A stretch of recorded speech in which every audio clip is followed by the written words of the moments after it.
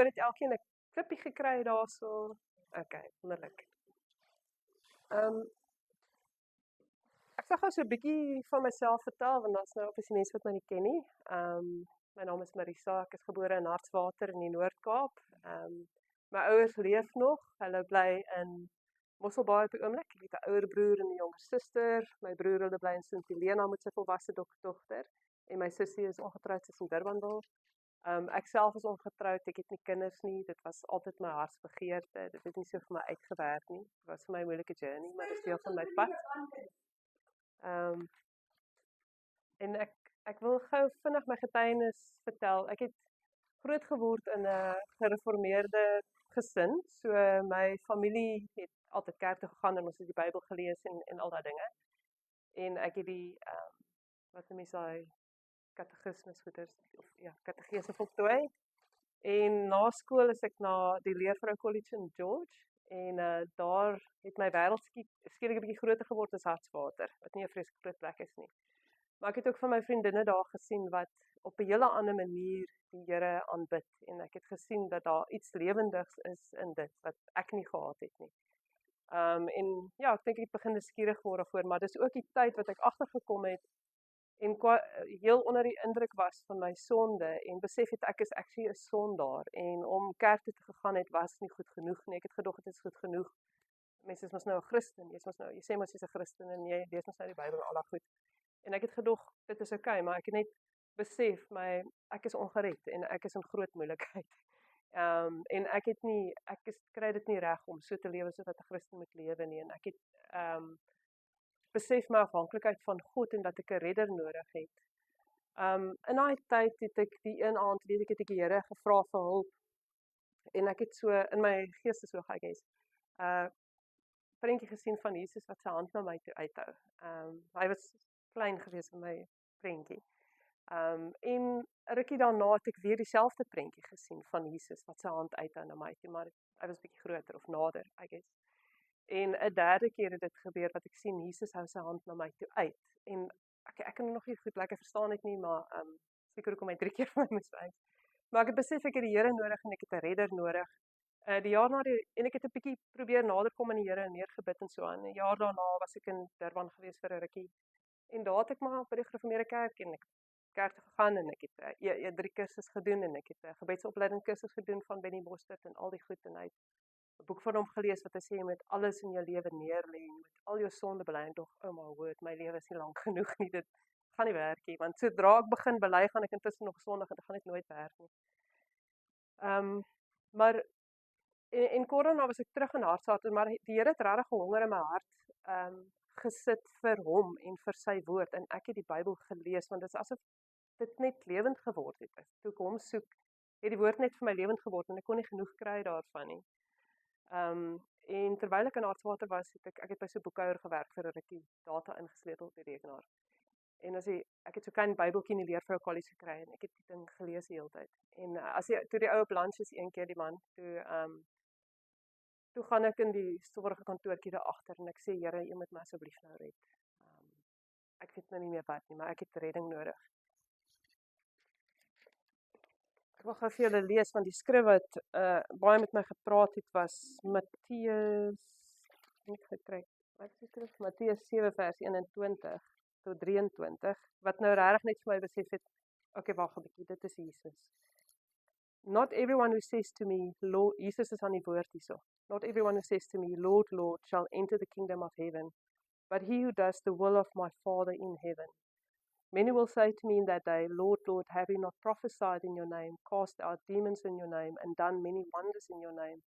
And then I will declare to them, I never knew you. Depart from me, you who practice lawlessness, or you who do not know God. And I realized, is vir die eerste keer wat ek actually besef het, Jesus moet my ken, en ek moet hom ken. En dis daai verhouding met die Here Jesus Christus self, wat redding vir ons bewerk. En ek het my lewe vir die Here gegee. Die jaar daarna sou ek universiteit toe gaan, my broer was reeds by die universiteit, so hy het my uitgenooi saam na die eerstejaars, wat noem dit, kamp, was 'n Christenkamp. Kyk, ek kom uit die gereformeerde kerk uit, so die goed was vir my vreemd, dit was 'n Pinksterkerk wat dit aangebied het. Maar hulle het 'n uitnodiging gemaak vir wie wil gedoop word met die Heilige Gees. Ek het nie mooi geweet waarvan hulle praat. Ek het dit geweet ek wil alles hê wat die Here het. En ek het ook gelukkig nie in daai tipe kerk groot geword nie. So ek het nie vooropgestelde idees gehad van wat dit beteken nie. Ek het maar net my oë op God die Vader gehou en ek het die doping van die Heilige Gees ontvang. En toe het ek begin met die jaar op universiteit en ek het net in die skrif gelees en 'n dringendheid in my hart gevoel om ook gedoop te word en ook nie geweet waar dit nie, maar ek het gehoor 'n vriendin van my in die AGS kerk sê hulle doop mense by hulle kerk. So ek dink dit fantasties, wanneer? En ek het die datumpie daar gehad en ek het kerk toe gegaan met my sakkie met my swembroek en my handdoek in. Hulle het nie geweet wie ek is nie, maar ek het ook al voor gaan staan toe hulle vra wie wil gedoop word. En die Here se genade, hulle was so gracious met my gewees. Hulle het my net gevra glo ek in die Here, glo ek in Jesus Christus en in die Heilige Gees en al en die evangelie. En ek het gesê ja, en hulle het my gedoop. So ek dank die Here. So as 'n student was ek maar 'n vreemde mens, my hele hart en gedagtes was op die Here. Ek het net die Here gesoek. Ek het ingeskryf vir sielkunde en ek dink dit was in my eerste jaar het ek so op my bedjie gesit en leer so kort voor die eksamen. Ek het vir die Here gesê, Here, I don't care. Ek gee nie om nie. Ek wil 'n sendeling wees. Hier's ek, stuur my. En ek het so 'n wêreldkaart teen die muur gehad. Ek stuur my, waartoe wil jy my stuur? Ek is hier, ek is gereed. Maar hy het my nie gestuur iewers heen nie, so ek moes maar klaar leer daai dag en die eksamens gaan skryf en alles dit. So nadat is ek het toe honeers in sielkunde gedoen en net daarna meesters by Wits Universiteit en ek was baie bang voor ek begin het met daai kursus want dis mos nou sielkunde en is by 'n baie liberale universiteit en ek was so bang, ek weet nie, hulle smokkel met my brein en ek verloor my pad met die Here. Ek was desperaat bang, ek het actually dit hier goed neergeskryf en gesê, Here, wat ek ook al sê en doen in die volgende paar jaar, ignoreer dit heeltemal asseblief en kom kry my net weer, asseblief, as ek dit verloor. En dit was 'n groot challenge en want dit is 'n baie intense kursus, dit gaan alles oor die denke en wat ook al goed. En daar was 'n stadium wat dit so na 'n moontlikheid geklink het, want mense is so besig aan jou brein en jou rasioneel dat jy mis eintlik die geestelike gedeelte van dit. En ek het 'n boek gelees wat ek van niemand sal aanbeveel nie, Spiritual IQ, don't read it. Spiritual Intelligence, want dit is baie confusing en hulle sê dat geestelike ervarings word veroorsaak deur 'n gedeelte in die brein wat geaktiveer word. En ek en daar was 'n klein grasperkie en ek het daar gesit en gesê, Here, ek weet, sielkunde sê al hierdie goed, hierdie boek sê al hierdie goed oor hoe geloof en godsdienst en belewing van God nie waar is nie, maar dit kan steeds nie verduidelik wat U in my hart gedoen het en in my lewe gedoen het nie, so ek glo nie. En dit voel vir my net daar die Here my weer kom kry in sy groot getrouheid. So dis net hoe getrou God is en hy het my deur dit gehelp. Terwyl ek my meesters gedoen het my een kollega my bekend gestel aan rotsklim. Dit was nou vir my 'n baie lekker storie, want in die eerste plek is buitekant, dis 'n uitdaging, dis fisies, en 'n wonderlike manier om jou gedagtes van al die werk af te kry, want alwaar jy hoef jou te bekommer is, waar moet ek volgende vashou sodat ek nie afval nie. So dit was vir my 'n baie lekker sport, dit begin geniet, in my vrye tyd dit gedoen, en partykeer het ons 'n bietjie gaan klim en ek het geleer van die toue en hoe klip jy nou aan en al daai goeters en die sport begin geniet. Ek het die klaar studeer en na my studies het dieselfde vriendin wat toe in Namibië gebly het, my genooi om saam met haar te gaan spitskoppe klim. Ek weet nie wie ken spitskoppe in Namibië nie, maar is daar in die middel van nowhere in die woestyn is daar so 'n kop storie wat ons nou geklim het. Dis 'n paar klimmers. Ja, dis nou tegnies om te beskryf wat ons gedoen het, maar ons het darm 'n voorklimmer gehad, 'n lead climber gehad, wat ervare genoeg is om die klim te kan doen. Ek het die heel pad opgedog nie, hierdie is nie vir my nie, ek gaan al my toeriste verkoop, hierdie is te gevaarlik, hierdie is te dit, hierdie is te dat, en 'n storie, en ek was op 'n stadium bitter bang.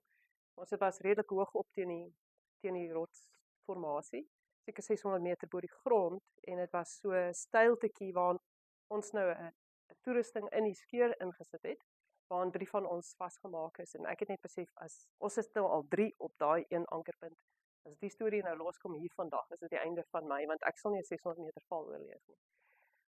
Maar dit het nie geval nie, en ons het tot bo gekom, en die view was fantasties, en ek het gesien hoe kom daar so donker wolk aan met reën, en ons moes bitter vinnig weer van die kop afkom. voor die storm daar aankom, en 'n wonderlike abseil daar af, hoë abseil, en 'n dag later ploeg ek, wat, dit was eintlik nie so sleg nie. Ja, ek sal nou maar my toerusting hou of miskien nog iets gaan klim. Ek wonder wat gaan ek volgende klim, en net daar dog ek, wag, ek het 'n plan, wat van Mount Kilimanjaro? Wat nou 'n bietjie hoër is Spitskoppe, wat net omtrent 700 meter bo seespieël, of wat ek al meter bo seespieël is. Maar in elk geval, daar's 'n droom gebore om Mount Kilimanjaro te gaan klim. Ek wil dit baie graag doen. Toe besef ek, nee, dit kos 'n hengse klomp geld, ek het nie geld nie, ek sal moet spaar. So toe moes ek eers wag vir 'n jaar en geld spaar. En toe ek nou dog ek is gereed, toe word ek gediagnoseer met asma. En die dokter sê vir my, daar is nie 'n manier nie, ek gaan dit nie doen nie. Okay, as die dokter so sê, maar intussen tyd gaan ek nou maar aan met my lewe. Ek het daardie stadium gewerk by die weermag, ek was 'n militêre sielkundige. En ek het gelees in die boek Daniël die een dag, en het net vir my, ek het nie geweet van die Daniël vas, dat daar so iets is of so goed nie.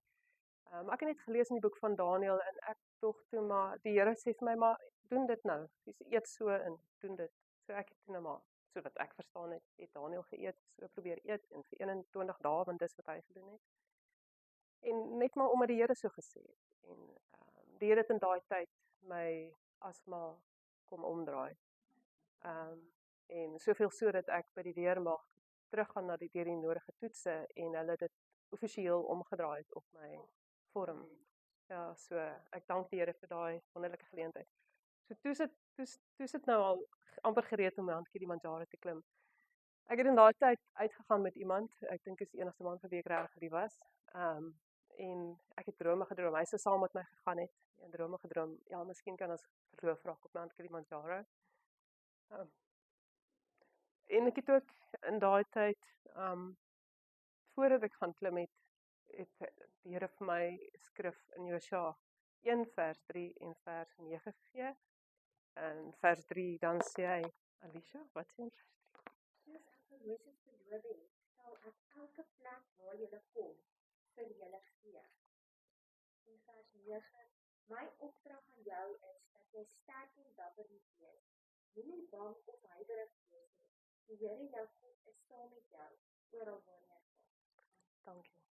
So, vir my, daar was excitement in my hart, op verskillende terreine, al die bogenoemde terreine, dis ook 'n liefde, ek's baie lief vir die buitelewe, en ek hou van beweging en sulke goed. En ek het hierdie belofte in my hart gehad, wat ek nou nie verstaan het, wat doen 'n mens nou met so skrif, maar dis wat ek ervaar het, die Here gee vir my. So ek het met daai belofte, Here het iets gesê, elke plek waar ek my voet neersit, dit gee U vir my. En ek weet, dis nou nie vir my, Maresa, gaan skryf dit op jou inheritance nie, dis geestelike terrein, wat sy koninkryk eintlik inneem. So ek het nog min van die goed verstaan, maar dit is wat in my hart was, soos wat ek Kilimanjaro opgeklim het, net die Here gedank, ja, Here, dis U terrein, dis U koninkryk wat hier gevestig word. En dit was vir my 'n ongelooflike ervaring, die voorreg om saam met die Here te stap, die vreugde van die stap. Elke dag wat ek op Kili was vir my amazing, nog een dag langer wat ek kan probeer om op te klim boontoe. En ek onthou die een aand, moes ek gou badkamer toe gaan, nie dat daar 'n geboude badkamer is nie, maar julle verstaan wat ek bedoel. En ek het toe ook opkyk, die sterre, omdat daar nie ligte in die area is nou teen daai tyd so 3200 meter bo seespieël, raai ek. En die sterre was net ongelooflik. Jy kan jouself nie verbeel nie. Miskien as jy in Sutherland was, kan jy jouself verbeel, maar in die donker nag, die ongelooflike hoeveelheid sterre wat net skitter. Dit lyk amper soos 'n eenheid wat lig uitstraal of iets. Dit was ongelooflik.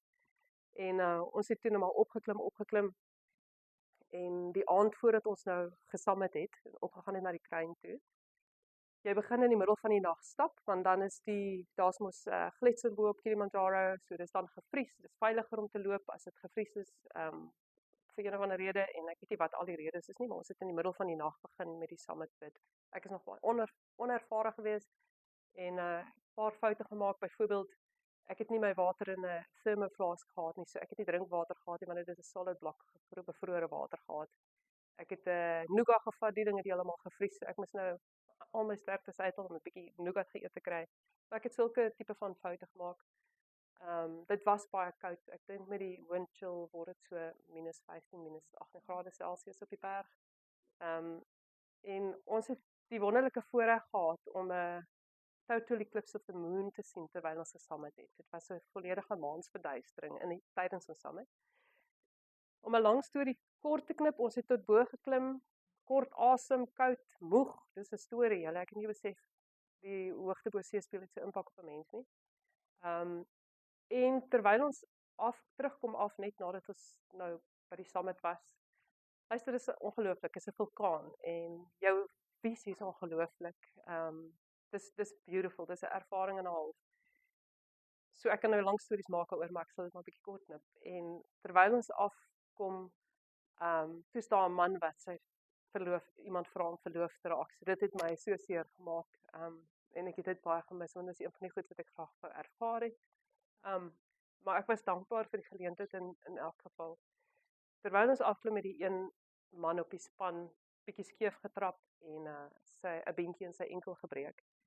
So ons het gedog ons is okay, want hulle stuur die helikopter om jou te kom haal, dis nie 'n probleem met, maar nee, dit is nie eintlik waar nie. Hulle het iemand opgestuur met 'n bodybag om die ou in af te dra, wat 'n bietjie vreemd is. En die Kili ambulans is 'n eysterstretcher met een wiel met 'n bietjie van 'n shock en 'n hardloop, as is 4 of 6 manne af met 'n ou op 'n stretcher teen daai berg, kaalvoet. In elk geval, dit was Mount Kilimanjaro, 'n ongelooflike ervaring vir my en net 'n wonderlike belewenis.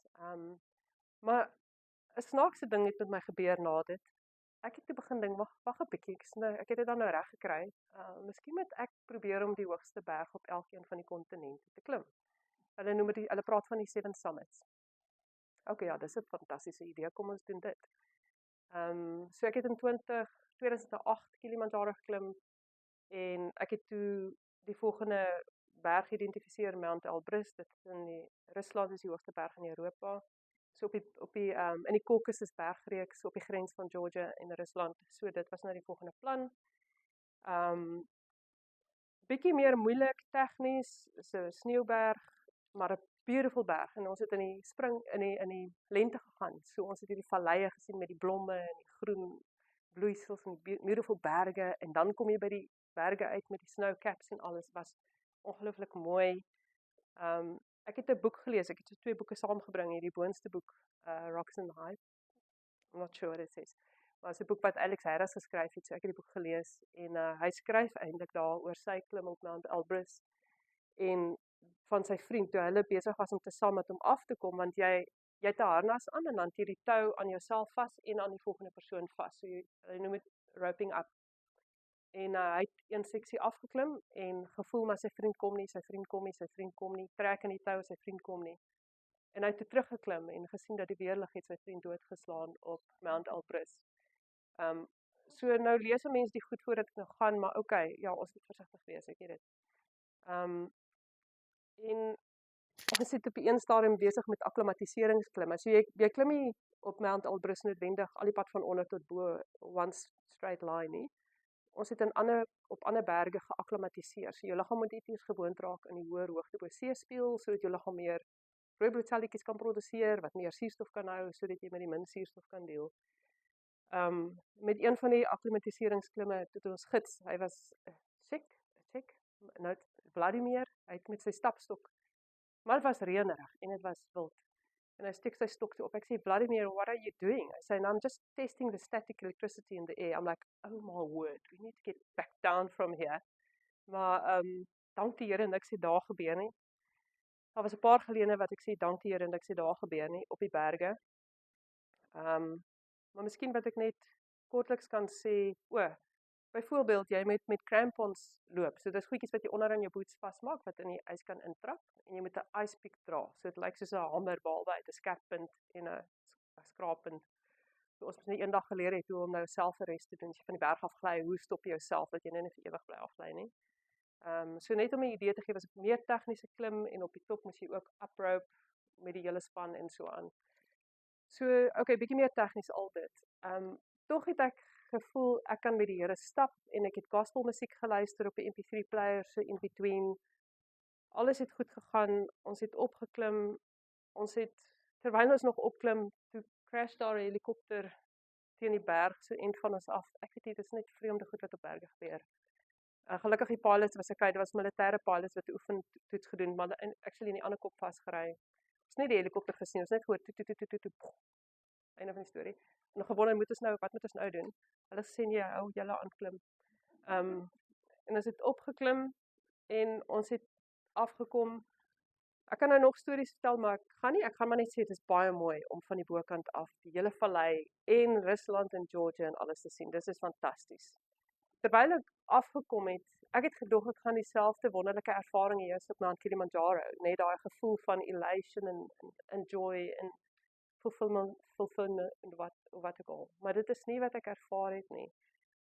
En ek het begin vir die Here gevra, what's going on? You know, what's wrong? Why don't I feel that same sense of, yes, this is going the right direction, or this is good?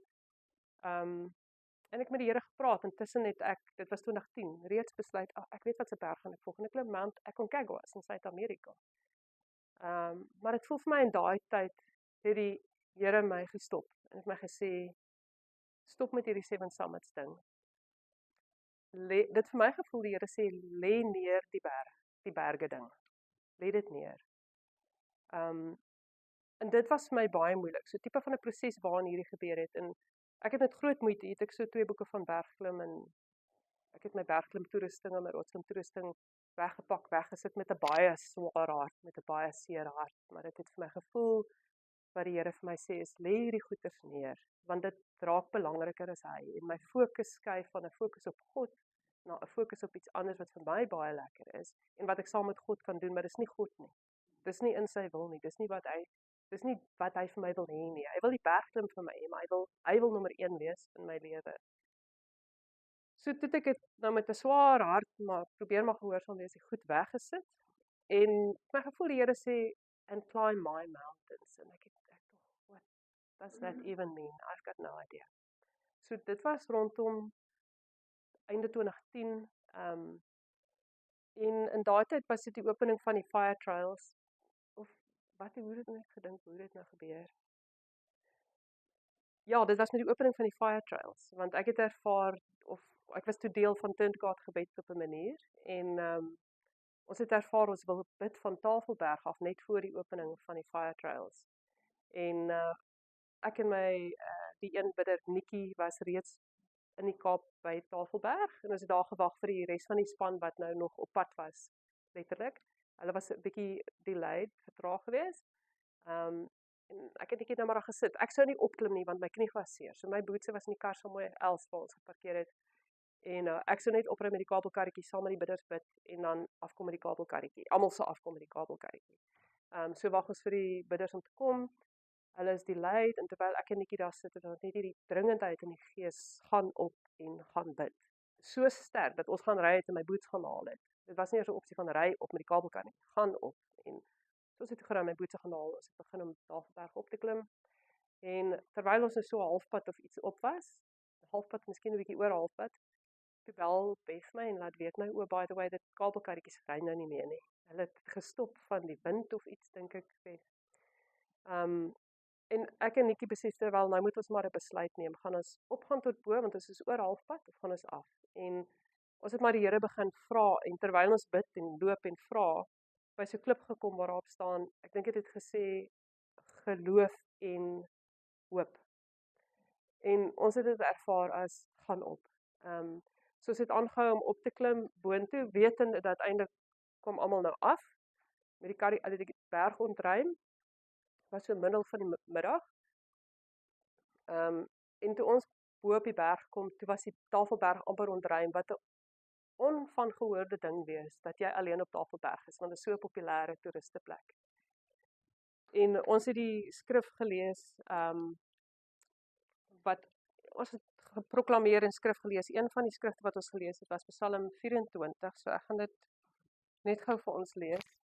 En dit is net vir my so amazing dat die Here die berg skoon maak voor die opening van die fire trials, om hierdie woord te kan spreek oor Suid-Afrika.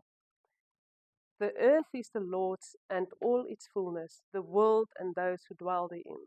For he has founded it upon the seas and established it upon the waters. Who may ascend into the hill of the Lord, or who may stand in his holy place? He who has clean hands and a pure heart, who has not lifted up his soul to an idol, nor sworn deceitfully. He shall receive blessings from the Lord, and righteousness from the God of his salvation. This is Jacob, the generation of those who seek him, who seek your face. Lift up your heads, O you gates, and be lifted up, you everlasting doors, and the King of glory shall come in. Who is this King of glory? The Lord strong and mighty, the Lord mighty in battle. Lift up your heads, O you gates, lift up your everlasting doors, and the King of glory shall come in. Who is this King of glory? The Lord of hosts. He is the King of glory. Dis die woord wat ons gelees het. En ek dink wat ons moet vat van die skrif vir onsself ook vandag is waar hy sê, he who has clean hands and a pure heart, who has not lifted up his soul to an idol, nor sworn deceitfully. En terwyl ek dit lees vir ons, is my gebed dat die Here in sy groot genade vir elkeen van ons vandag hier help met hierdie proses van cleaning our hearts, purifying our hands, cleaning our hearts, not lifting up our souls to idols. En ons het die Here se hulp nodig met dit, want ons val, ek val met die goeders. So kom ons hou hierdie woord vas, terwyl ons aangaan met die storie. Ek sal die res van die storie so 'n bietjie skiep. Ons het afgekom, daarom eventueel, so semi in die donker. En daarna was dit die fire trials waar ek so 'n bietjie betrokke was, en waar ons gaan bid het op verskeidenheid plekke ook in daai jaar. En kom ek lees gou vir ons Jesaja 2, want dis een van die goed wat ek voel die Here met my oor gepraat het in daai tyd rondom let go of the seven summits and climb my mountains. What does that mean? Want onthou nou, my koppie was op pad om nou die 7 hoogste berge op die 7 kontinente te klim. Wat sal insluit Mount Everest, wat die hoogste berg in die wêreld is. As jy 'n hoër geografiese punt op aarde soek, gaan jy dit nie kry nie. Daar is nie 'n hoër geografiese punt op aarde nie. Maar ek wil vir ons lees Jesaja 2, nee, Alicia? Okay, ek het hom. Jesaja 2 vers 2 tot 4. Kyk, ek kom reg uit. So dis in my soeke van Here, wat bedoel U? En ek weet hy praat nou met Israel, maar wat ek gelees het is, now it shall come to pass in the latter days that the mountain of the Lord's house shall be established on the top of the mountains.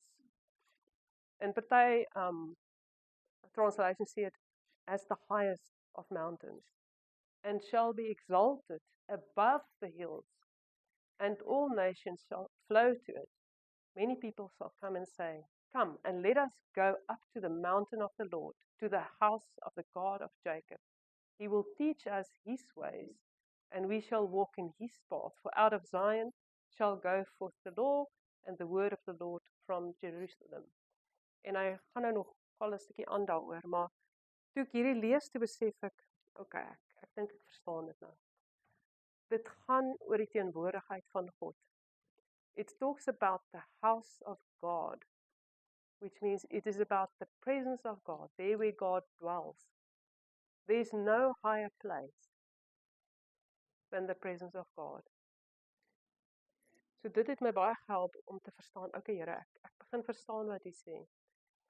Korona, of rondom daai tyd, het ek ervaar die Here roep ons of sê vir my, go to the highest point of South Africa, under the umbrella of the calling of South Africa turn back to God. So, gaan na die hoogste punt in Suid-Afrika en sê vir Suid-Afrika draai terug na God. Ek was reeds betrokke by Turn to God bedinge, soos onder daai sambreel, dit het ek verstaan.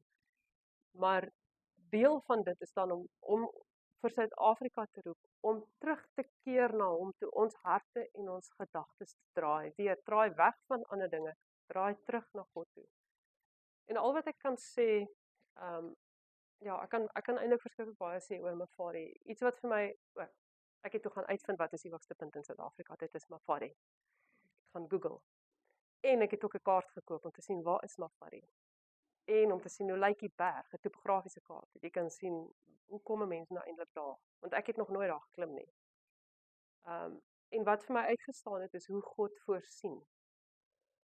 Ek het vir Here gesê, "Oké Here, dit is goed so, ek sal dit doen, maar sal U vir my mense gee?" En die Here het net met my gepraat in daai tyd uit. Soos wat hy, ek sê soos wat hy vir Dawid die manskappe gestuur het in die tyd wat Dawid weggekruip het, hy sal die mense stuur. Ek het vir die Here met daai kaart gesê, Here, waar begin ons? Waar gaan ons op? Ons 'n paar passe, maar ek ken dit nie. Ek weet nie hoe lank vat dit nie. Ek weet nie. En dit is my gevoel die Here wys my stap vir stap, waar begin ons? Waar slaap ons oor? Want ek dink ons was 5 dae, dit was 5 dae gevat. Soos ons 4 nagte iewers oorslaap. Waar slaap ons oor en waar kom ons af? En dink kyk, ek het nog bietjie min geweet om presies te weet. Ja, en ek het ook nie geweet wie op die span heeltemal gewees is. En ek het nie geweet hoe lank gaan ons opklim en hoe lank gaan ons van een punt tot die ander loop nie. Dit het ek niks geweet nie. God het dit geweet. God weet ook wat gebeur in die weer en dit het ek met Kilimanjaro. Don't you try and figure it out. Because God alone knows the time. Because God alone sees the weather. He knows what's going on. And where we are. So op die kaart het ek die plekke wat ek gevoel het, dit is wat die Here sê, was daar stroomppies op die kaart, sê dit daar's riviere, moenie worry nie. Okay, slaap daar. Ons het die span bymekaar gekry, bietjie voorberei en ek kan julle waarborg as wat ek nou vandag vir julle gaan vertel. Die ander klimmers gaan elkeen vir jou hulle eie storie vertel want daar is 'n storie wat elkeen ervaar het en wat vir hulle uitstaan. Wat ek so dankbaar voor is vir God, is vir die bidders wat hy vir ons opgerig het. Ek dank die Here uit my hele hart uit vir dit. Want sonder gebed kan ons nie beweeg nie. Sonder God se seën op ons kan ons niks doen nie. Maar hy het vir ons 'n groep bidders gegee wat saam met ons gegaan het na die berg en onder aan die voet van die berg bly bid het vir ons. Daar waar ons bo gekom het, waar 'n riviertjie sou wees, was dit droog. Ek besef na die tyd, dit was seker net na die winter of iets, want daar was nie water in die riviertjies nie. Maar daar was 'n patch of snow. Daar was sneeu wat ons kon smelt om drinkwater te hê en water om te kook. So op die manier het die Here bly vir ons voorsien. Ek het gedink aan die manne. Ek bedoel, ons kom hier uit, daar's nie sneeu nêrens nie. Kom by hierdie punt, hier's 'n bietjie sneeu teen die rots. Dis ongelooflik. Voel soos Moses en die Israeliete waar daar water uit die rots uitkom of iets. Ek vertel nou vir julle bitter min om eerlik te wees, want ek vertel julle 'n bietjie van die berg. Ek vertel nie vir julle van die skrif, die werk wat die Heilige Gees in ons harte doen nie, want die Here, in my opinie, en ek mag verkeerd wees, roep elkeen van ons as intercessors. Daar's nie een van ons wat nie kan of moet bid nie. In my opinie, ek mag verkeerd wees. En die Here berei mens voor, want dit is net die Heilige Gees, dis Jesus self wat intersessie doen, is die Heilige Gees wat ons help om te bid, wanneer ons nie weet hoe om te bid nie. Toe ons klaar nou op Mafari was, en ons kon proclaim wat ons almal het skrif gehad, ons het skrif gekry voordat ons opgegaan het, so was net hierdie ding nie. En terwyl ons afgaan, toe kom daar 'n mis teen die berg, dat ons nie kan sien waar om af te kom van hierdie berg af nie. Nou moet ek net gou 'n bietjie backtrack, myself in die rede val. 'n Tydperk voordat ons Mafari gaan klim het. In die voorbereidingstyd het my gevoel die Here vra vir my, will you still trust me if you lose somebody on your watch?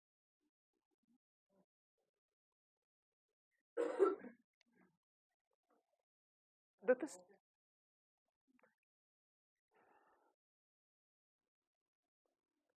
will you still trust me even if you lose somebody on your watch? In die aard van die saak kon ek nie, ek bedoel dit was 'n worstelstryd. Ek het met die Here geloop en worstel oor dit. En op 'n stadium, soos wat die Here my gepraat het, het ek verstaan ook wat hy sê is, will you trust me that I am able to let the seed that falls in the ground, to bring it to life, to bring forth a harvest? And I could work with that. I could work with that. I could work with, yes, I can trust you. That if a piece of, because dis wat Jesus vir ons gedoen het, né? Maar dis hoe die Here my gehelp het. Dit is presies wat Jesus vir ons gedoen het. Jesus was die saad wat in die grond. Sonder hom kan daar nie lewe voorskiet nie, dit is onmoontlik. Hy is die saad wat die vrug voortbring, wat die lewe voortbring. Maar toe ek verstaan, ek moet die Here kan vertrou. Wanneer goed nie uitwerk soos ek dink dit moet uitwerk nie. Wanneer goed nie loop soos wat ek wil hê dit moet loop nie. Dat God by magte is om lewe uit dit uit te bring wat vir ewig aanhou, want dit is die tipe lewe wat God gee. Dit is everlasting. In elk geval, dit het goed gegaan op Mafari, dank die Here. Ek het so eintlik 'n bietjie vergeet ek moes met hierdie ding worstel. Ek het eintlik al 'n bietjie vergeet van dit, want dit was lank voor Mafari wat ek vir die Here vra dit. Maar toe kom ons nou met die afklim op die eskarpement en daar's mis.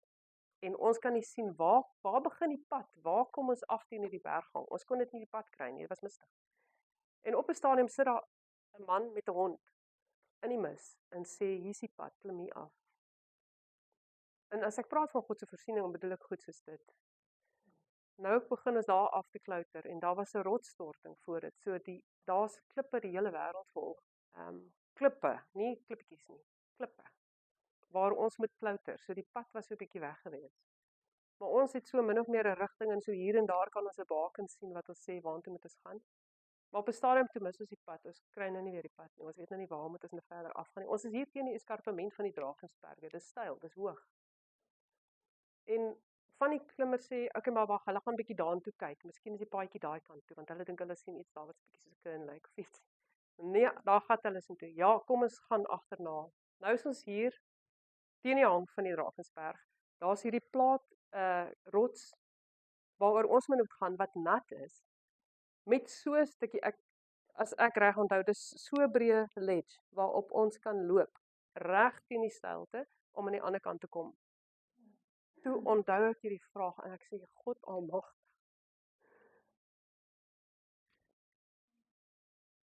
En die hele span moet oor daai lysie klim of dis wat ons gedink het ons moet doen. Ek kon nie kyk na julle. Ek kon nie kyk hoe mense oor daai lysie loop nie. Ek het net voor my gekyk en gebid. En ons is oor die lysie en ek het aan die ander kant gesit en wag. Ek het net so gesit en wag en gebid. Ek kon nie kyk nie. Die Here het ons almal veilig daar oorgebring.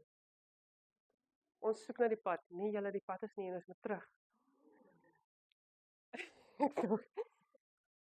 This is not happening. Ons is terug. En ek sit steeds met my hande in my hare. Ek kan steeds nie kyk nie. En ek dank die Here, ons is almal veilig terug. Maar ek sal julle vertel een van die goed wat een van die klimmers vir my vertel het. Hy sê op 'n stadium het hy gesien hoe een van die klimmers hulle voet op niks neersit nie en verder aanstap.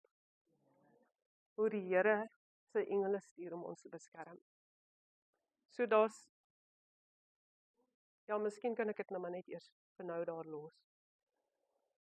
Ek wil net terugkom na om die kyk waar in die wêreld dit nou. Ek wil terugkom na dit wat in my hart was in daai tyd en dis Eksodus 33.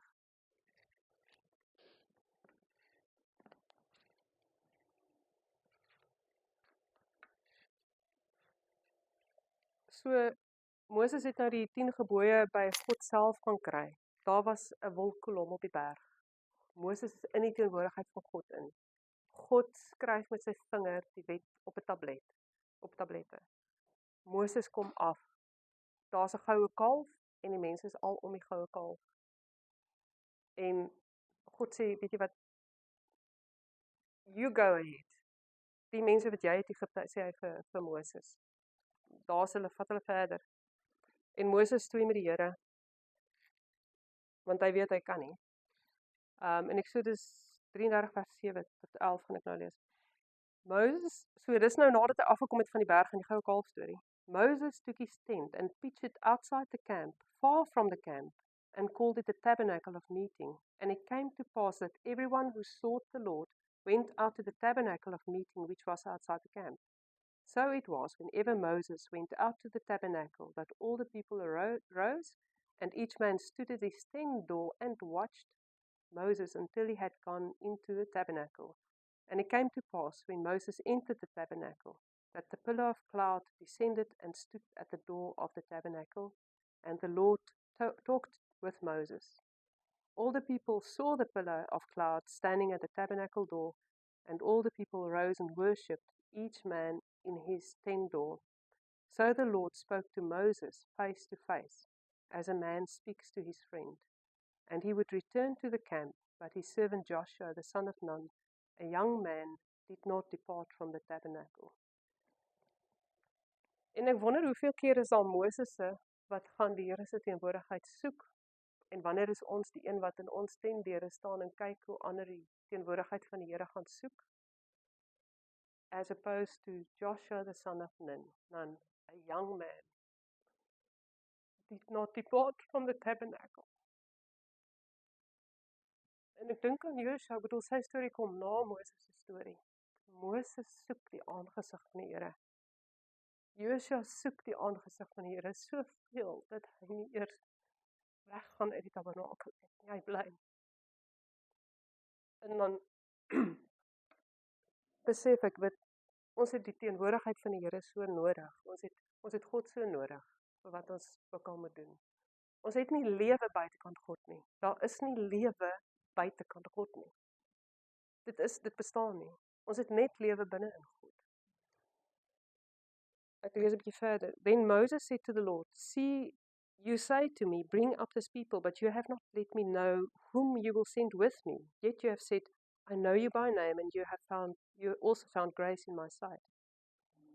Now therefore I pray, if I have found grace in your sight, show me now your way, that I may know you, and that I may find grace in your sight, and consider that this nation is your people." And he said, "My presence will go with you, and I will give you rest." Then Moses said to him, "If your presence does not go with us, do not bring us up from here. For how then will it be known that your people and I have found grace in your sight, except you go with us? So we shall be separate, your people and I, from the people who are upon the face of the earth." En ek dink daai separation is nie ook nie altyd visible vir ons nie. Ons ek lyk baie maal net presies soos die wêreld. Daar is nie 'n separation nie. Hoe weet mense God is met my? So the Lord said to Moses, "I will also do this thing that you have spoken. You have found grace in my sight, and I know you by name." And he said, "Please show me your glory." Then God said, "I will make all my goodness pass before you, and I will proclaim the name of the Lord before you. I will be gracious to whom I will be gracious, and I will have compassion on whom I will have compassion." But he said, "You cannot see my face, for no man shall see me and live." And the Lord said, "Here is a place by me, and you shall stand on the rock. So it shall be, while my glory passes by, that I will put you in the cleft of the rock, and will cover you with my hand while I pass by. Then I will take away my hand, and you shall see my back, but my face shall not be seen."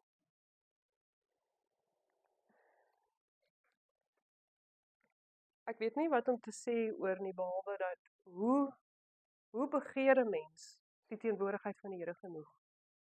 En hoe kom jy in die teenwoordigheid van God self? Hoe sien jy God proclaiming his name, die volheid van wie hy is? En dit is vir my so mooi as hy sê, "Here is a place by me, and you shall stand on the rock.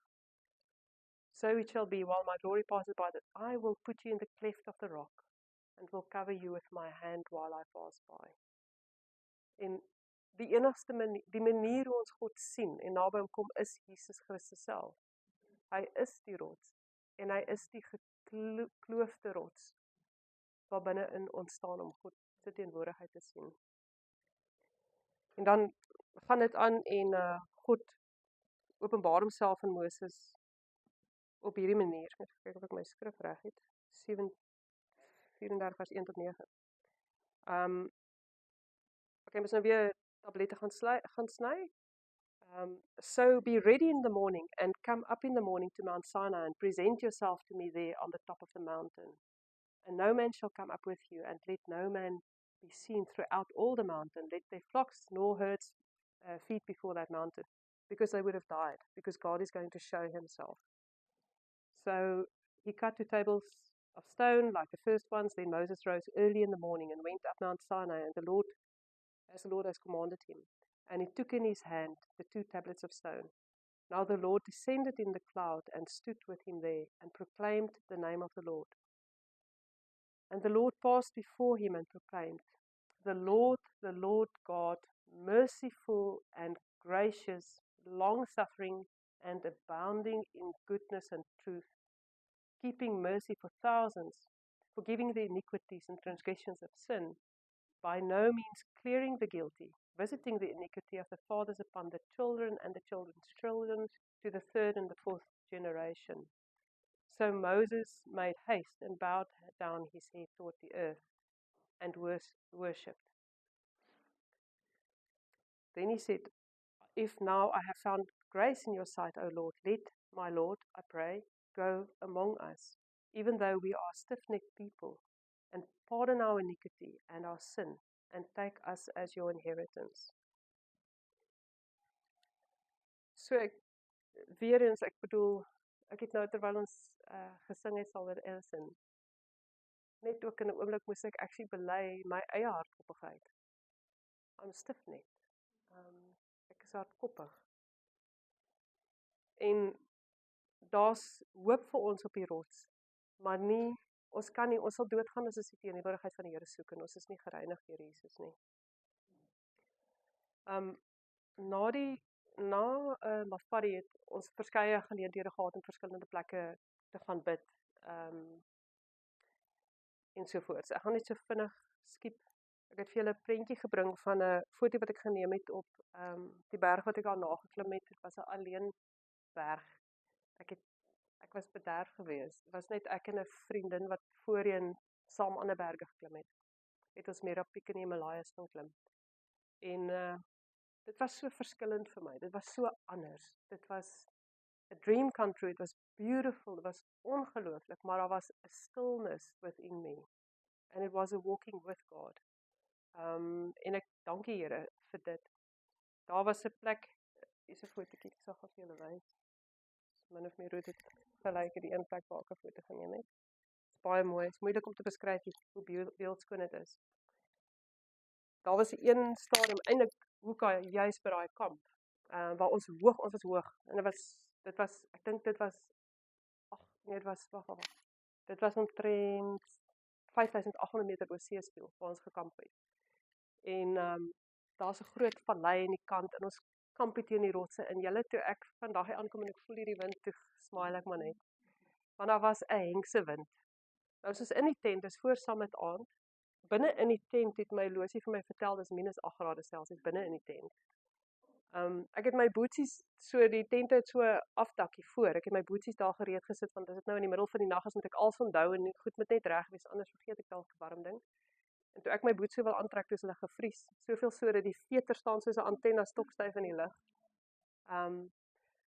Maar voordat ons nog opgestaan het, daai aand was ek so bang. Ek was so bang want die wind het erger gehuil as die en in my kop het ek hierdie prentjie gehad van die wind gaan die sneeu onder die rotse uit waai en dan gaan hierdie rotse op ons tent val en dan is ons dood. En ek het wou vir julle 'n liedjie van Joan Niemand speel want dit is al wat ek gesing het daai aand. Ek sal nie bang wees nie. En dit is Psalm 91. Hy wat in die skadu van die Allerhoogste skuil. Hy wat by God skuilings vind, sal vir God kan sê, U is my sterk vesting. En ek moes dit sing en ek moes Psalm 23 sing want ek was bang, ek was bang ek gaan dood. Ek's bang die klippe val op my en ek gaan dood. Maar ja, die Here het vir my berusting gebring in daai nag. Ek dink was nie te ver rondom 2014 nie, toe die een dag, ek dink Becky het eers vir my vertel van Ararat. Hulle was op 'n uitreik saam met Elsa in Armenië en die idee, Elsa het nogal gesê ons moet Ararat gaan klim vir Becky. Ek kan nie onthou watter jaar dit was nie, maar dit was nie daai jaar wat ons dit begin reël het nie. Die jaar daarna het ons dit begin reël. Dit was dan rondom 2015. En ek dink ek wou minder oor Mount Ararat gesê het. Dit was bitter moeilike uitreik.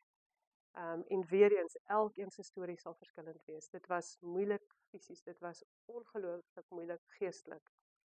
Een van die goed, interessant genoeg, toe ek die reënboog vandag sien, ek het dit nie op my notas gehad nie, maar toe onthou ek, ons het gebid oor die covenants of God, en Ararat is die plek, wel nie die presiese berg wat ons geklim het nie, waar Noag geland het, jy weet, en God die area waar God die covenant met hom weer gesluit het, wat Pieter vanoggend gedeel het. En die ander ding wat my ook maar het smile het, is die wind daar was verskriklik, julle. Hierdie is nog okay, hierdie is fyn. Die wind was ongelooflik sterk. En die klippe was crazy. Die hoeveelheid klippe waar verby en waar oor en waar deur ons moes werk, was ongelooflik. Moeilik. Alicia, kan ek jou guns vra om vir my Matteus 16 vers 15 te lees? Ja, asseblief. Hy sê toe vir hulle, en wat van julle, wie sê julle is ek? Simon Petrus het geantwoord, U is die Messias, die Seun van die lewende God. Jesus het hom geantwoord, gelukkig is jy, Simon, seun van Jona, want my hemelse Vader het dit aan jou bekend gemaak. Hierdie wete het jy nie van enige mens ontvang nie. Ek verklaar nou vir jou, jy is Petrus.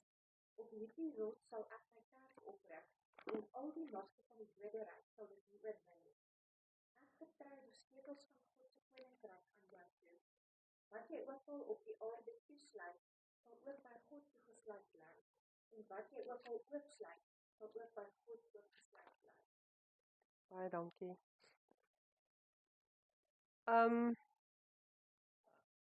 Om 'n lang storie baie kort te knip, dit is die skrif wat in my broeksak was, al die pad op, en wat ek gebid het bo.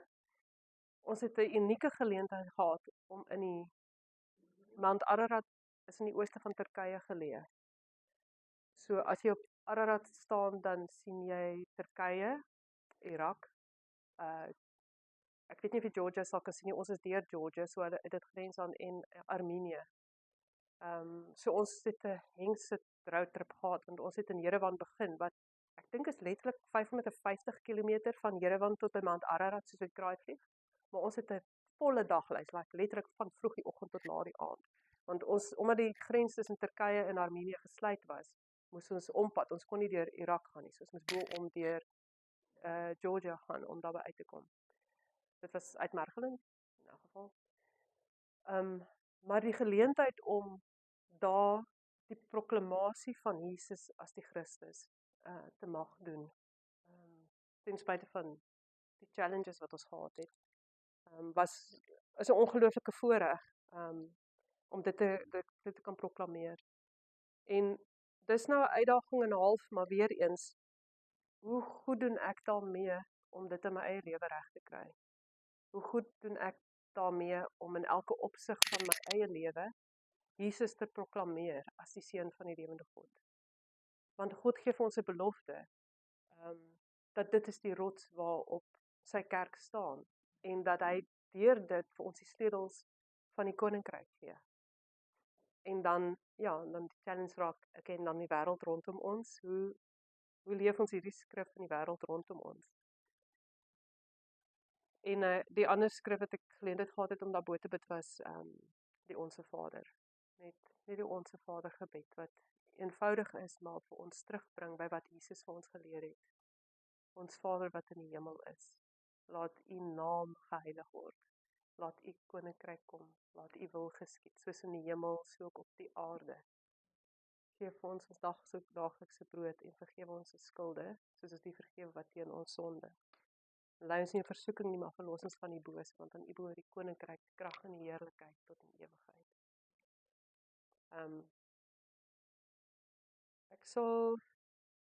Ek sal net gou vir ons een skrif lees. Ek gaan die storie van Mount Kenya wat ons in 2017 geklim het, 'n intersessiegebed oor die oospoort van Afrika vir die koning om in te kom. Ja, sal ek skiep. En ek gaan dan net vir ons Jesegiel 11 lees. Dis vers 19 en 20. Then I will give them one heart, and I will put a new spirit within them, and take the stony heart out of their flesh, and give them a heart of flesh, that they may walk in my statutes and keep my judgments and do them, and they shall be my people, and I will be their God. So ek het vir elkeen hopelik het 'n klippie gekry. Hierso.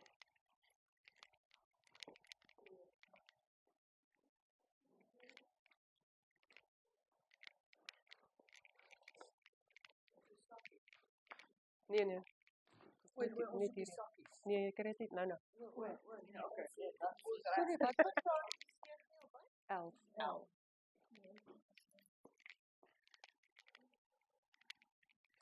So ek dink ons kan, ek wil graag hê ons moet geleentheid hê. Ek weet nie of jy lus is om ietsie te speel, anders het ek vir ons musiek aan ek kan sommer ek wil hê ons moet 'n bietjie tyd vat en die Heilige Gees vra om ons te help. Want dis waarvoor Jesus gekom het en dis redding.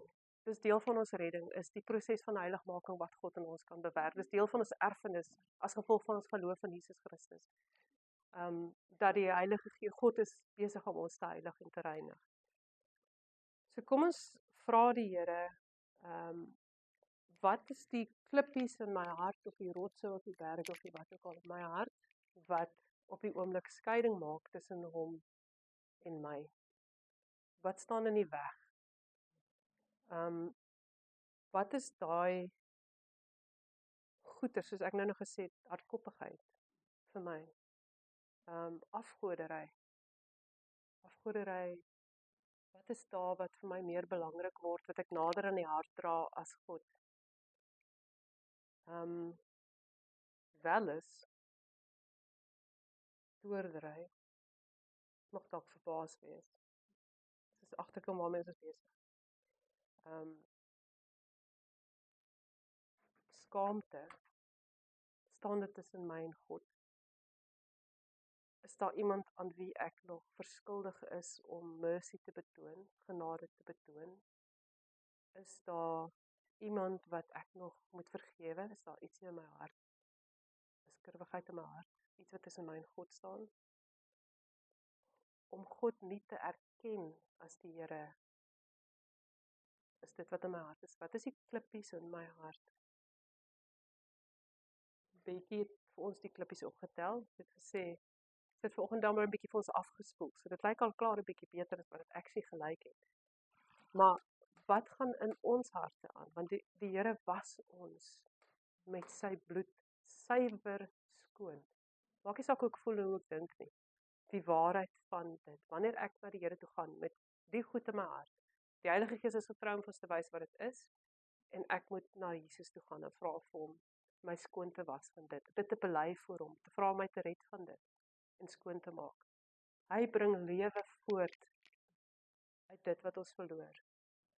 Dit wat nie is soos ons dink dit moet wees nie, bring hy ewige lewe uit voort. Dit is die proses waarmee met ons besig is. So, kom ons vat so 10 minute of wat. Vra vir die Heilige Gees met help, bely dit voor die Here, en dan, ek was net so 'n bietjie agtergrondmusiek aan sit, dan sê jy welkom om jou klippietjie te gaan neersit daar by die voet van die tafel, en vir jou klein sakkie te sit. Dit is sommer so 'n klein ou, afgepoleerde klippietjie wat dan 'n bietjie mooier lyk. Dit is maar net simbolies, maar net om ons te herinner, ons moet konstant deur God gewas word en gevorm word. So, en as jy wil hê iemand moet saam met jou bid, of terwyl jy dit oorhandig of net daarna, dan is ek seker jy sal gewillige mense wees om saam met jou te bid. Maar kom ons vertrou die Here om daai verhouding met hom te verbeter, om in daai teenwoordigheid met hom te kan leef en om te kan neersit wat ons moet neersit. Is dit goed so?